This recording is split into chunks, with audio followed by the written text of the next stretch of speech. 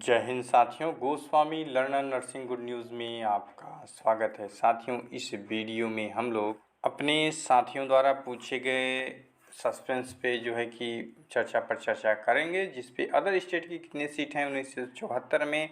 1974 plus की document verification list कब तक आ सकती है। मैरिज गर्ल्स कास्ट सर्टिफिकेट किस पक्ष का बनवाना है, नोटिस लेकर जाना है 905 में बनवा कर लेके जाना है ना, या स्टाम्प ही लेके जाना है। 905 प्लस डॉक्यूमेंट वेरिफिकेशन कब तक होगा, नियुक्ति कब मिलेगी, इत्यादि सूचनाओं की चर्चा हम लोग करते हैं। यदि हम लोग सीटों की लेकर के बात करें कि यदि बात किया जाए कि अदर्स स्टेट की 1974 में कितनी सीटें हैं, तो अभी इस समय कुछ स्पष्ट नहीं बताया जा सकता। अभी इस समय 1974 में जो पद का नाम है स्टाफ नर्स, एससी वर्ग में 415 सीट हैं, एसटी में 39, ओबीसी में 533, ईडब्ल्यूएस में 197 और अनारक्षित में 790 सीटें हैं। अदर स्टेट की कितनी सीटें हैं, इसको लेकर के अभी इस समय कुछ स्पष्ट नहीं बताया जा सकता। इसे लेकर हमारे साथियों द्वारा विगत दिनों से यह पूछा जा रहा है कि अदर स्टेट की कितनी सीटें हैं 1974 स्टाफ नर्स की एसजीपीजीआई की भर्ती में। यदि अदर स्टेट वाले कैंडिडेट को यूआर में सम्मिलित किया जाता है, तो जितनी यूआर की सीटें हैं, यूआर की सीटें कितनी हैं 790 हैं। अनारक्षित वर्ग में यूआर की सीटें 790 हैं, उनमें इनकी भागीदारी होगी। यदि 5 या 10% की बात की जाए, तो जिसमें जिसके विषय में अभी कुछ सटीक जानकारी नहीं है, कुछ स्पष्टता नहीं है कि 5 या 10% होगी कि नहीं, तो फिर 5% दिया जाएगा। तो लगभग कि आप अपने आंकड़े निकाल सकते हैं, के हिसाब से आप अपने आंकड़े स्वतः निकाल सकते हैं, क्योंकि जब चीज़ें स्पष्ट ना हो तो इसके विषय में ज़्यादा कुछ कहना भी उचित नहीं होता। वहीं इसका उल्लेख भी पूरे नोटिफिकेशन में नहीं है। विगत दिनों हमारे साथियों ने कहा, जब हमने कहा कि 5 या 10% अदर स्टेट के कैंडिडेट को दी जाएंगी, तो उन्होंने कहा कि इसका उल्लेख बताइए नोटिफिकेशन में कहाँ है। तो इसका उल्लेख नोटिफिकेशन में कहीं भी नहीं है। वैसे प्रत्येक स्टेट का अपना एक रूल रेगुलेशन होता है, उसी के तहत सभी प्रोसेस होते हैं। वहीं हम लोग चर्चा करें कि 1974 की डीवी लिस्ट कब तक आएगी या आ सकती है। तो जैसा कि सभी को ज्ञात है कि अभी 905 प्लस की डॉक्यूमेंट वेरिफिकेशन प्रोसेस प्रारंभ होने वाला है, जिसका बैच फर्स्ट नाम से लिस्ट आई है, जिसमें लगभग 250 ही कैंडिडेट हैं, जो कि 11 मई तक चलेगा। एवं उसके पश्चात अन्य कैंडिडेट का भी लिस्ट जारी करके डॉक्यूमेंट वेरिफिकेशन प्रोसेस करवाया जाएगा। यदि इसी तरह इतने कम कैंडिडेट का लिस्ट जारी किया जाता है, तो आपको इसी तरह कई लिस्ट देखने को मिल सकते हैं। एवं 905 प्लस की डॉक्यूमेंट वेरिफिकेशन प्रोसेस ही काफ़ी दिन चलने की आसार दिखाई दे रहे हैं।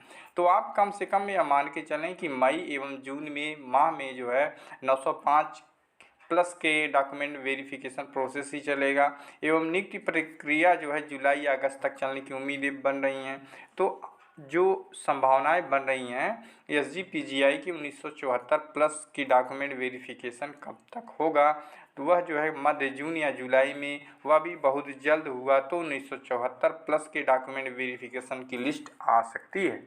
जैसा कि हमारे साथी ने पूछा कि 1974 की डीवी लिस्ट कब तक आ सकती है, तो जो लिस्ट आ सकती है उसकी जो पूरी संभावना है मध्य जून या जुलाई में आ सकता है। वह भी बहुत जल्दी हुआ तो जल्दी एसजीपीजीआई करेगा, तो कि मध्य जून या जुलाई में कि 1974 प्लस डॉक्यूमेंट वेरिफिकेशन की लिस्ट आ सकती है।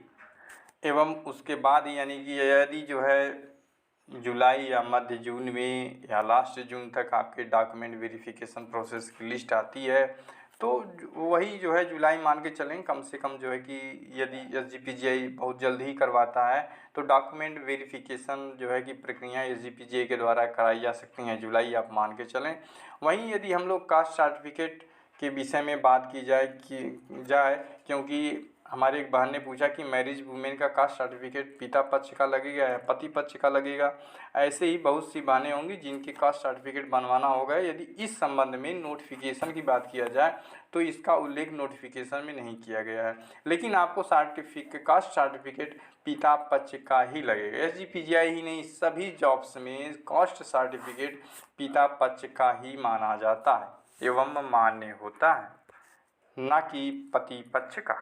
इसके विषय में पूछा गया था कि मैरिज वुमेन का कास्ट सर्टिफिकेट पिता पक्ष का लगेगा या पति पक्ष का लगेगा, तो आपको स्पष्ट बता दें पिता पक्ष का ही कास्ट सर्टिफिकेट लगना है, ना कि पति पक्ष का।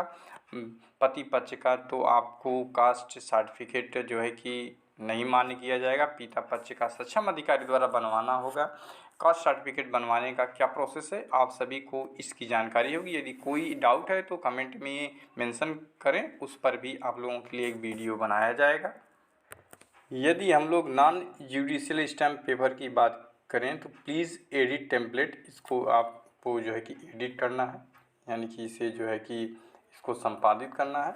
इसको आप टाइप भी करवा सकते हैं या ऐसे ही आप जो है कि प्रिंट आउट भी निकलवा सकते हैं इसका, जिसमें सारी चीज़ें, सारे प्रोसेस स्पष्टता के साथ दिखाई दें। जिसमें दिया है candidate is required to submit this declaration 100 rupees non judicial stamp paper, please edit template. इसमें एडिट का ऑप्शन भी दिया है कि आप जो है इसे संपादित कर सकते हैं, एडिट करवा सकते हैं, या और जो है कि यह जो है डिक्लेरेशन फॉर्म है या घोषणा पत्र जो है मैरिड अनमैरिड का घोषणा पत्र है, जिसमें नाम वगैरह सब लिखना है, जिसमें जो है कि मैरिड अनमैरिड की स्थिति की स्पष्टता की घोषणा करनी है। इसमें सिग्नेचर, नेम, एड्रेस वगैरह सब प्लेस देना है। यह भी एक घोषणा पत्र है जो कि फॉल्स डॉक्यूमेंट के संबंध में है। यदि हमारी कोई त्रुटि पाई जाती है या कोई गलती पाई जाती है तो मेरा अभ्यर्थन निरस्त किया जाए, उसका जो है कि इसमें घोषणा करना है।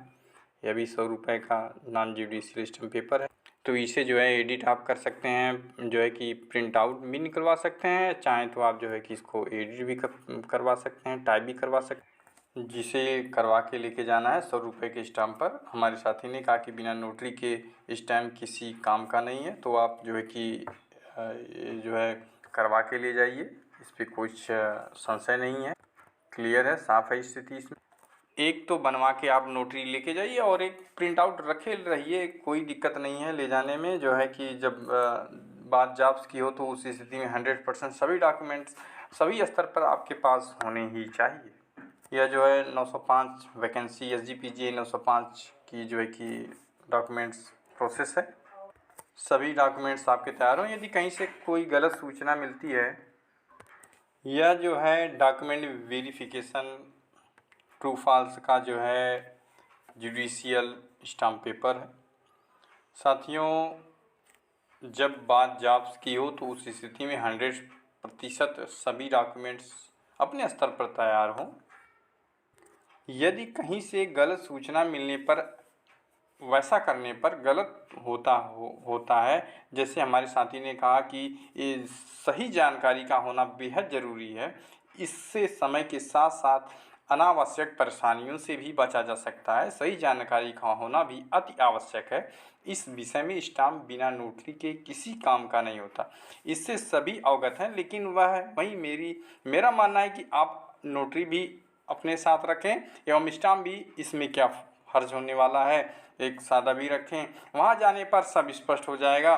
साथियों, यदि सही एवं सटीक जानकारी आपके पास है तो कृपया कमेंट जरूर करें, जिससे सभी अवगत हों।